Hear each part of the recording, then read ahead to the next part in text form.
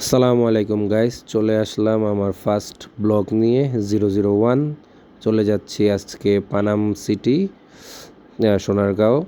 যাওয়ার পথে কিছু রাস্তার ভিডিও ক্লিপ নিয়ে নিয়েছি আপনাদেরকে দেখানোর জন্য।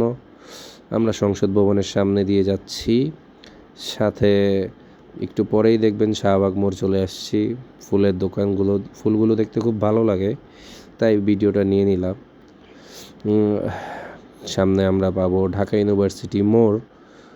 সেখানে অনেক আগের একটা ভাস্কর্য রয়েছে। চলে আসলাম হানিফ ফ্লাইওভারে। এখন এখান থেকে চলে যাব সোজা পানাম সিটির গেটে।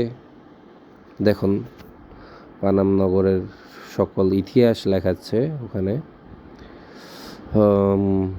তো আমরা হাঁটা শুরু করলাম। অনেক লোক এসে পড়েছে আমাদের আগেই।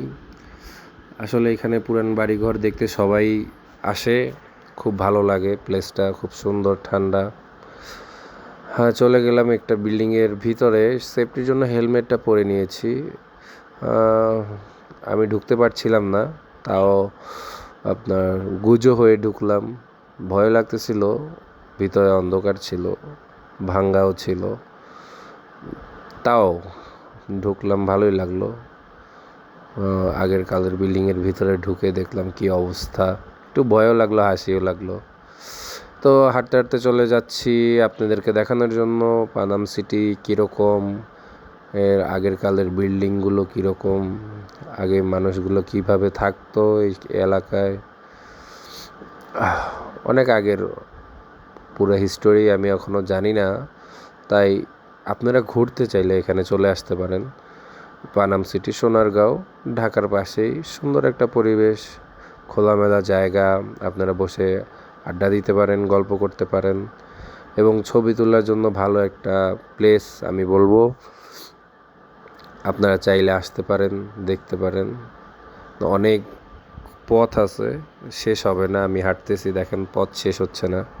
অনেকগুলো বিল্ডিং এখানে আছে আশেপাশে। আমি একদম শেষ পর্যন্ত যেতে চেয়েছিলাম, যে দেখি কি আছে সব শেষ পর্যন্ত। আপনারা দেখতে থাকুন, আশা করি আপনাদেরও ভালো লাগবে, কারণ জায়গাটা অনেক সুন্দর। অবশ্য আমি পুরোটা ভিডিও ক্যামেরাতে নেওয়ার চেষ্টা করব আপনাদেরকে দেখানোর উদ্দেশ্যে। তো আপনারা চাইলে আসতে পারেন, এখানে ঘুরে যেতে পারেন। ঢাকার পাশে খুব কম খরচে ঘুরে যেতে পারেন। পানাম সিটি, সোনারগাঁও, ঠিক আছে। মেন রোড থেকে অল্প একটু ভিতরে, 2-3 কিলো ভিতরে চলে আসতে পারেন। আর আমার ব্লগটা দেখার জন্য সবাইকে ধন্যবাদ জানাচ্ছি। নতুন নতুন শুরু করেছি ব্লগ, অনেক ভুলও হতে পারে, এবং গলাটাও ভালো নেই, ঠান্ডা লেগেছে। তো সবাইকে আবারও ধন্যবাদ জানিয়ে আমি আমার ব্লগটি শেষ করতেছি। আসসালামু আলাইকুম। সবাই ভালো থাকবেন, সুস্থ থাকবেন, আমার ব্লগটা দেখবেন আশা করি।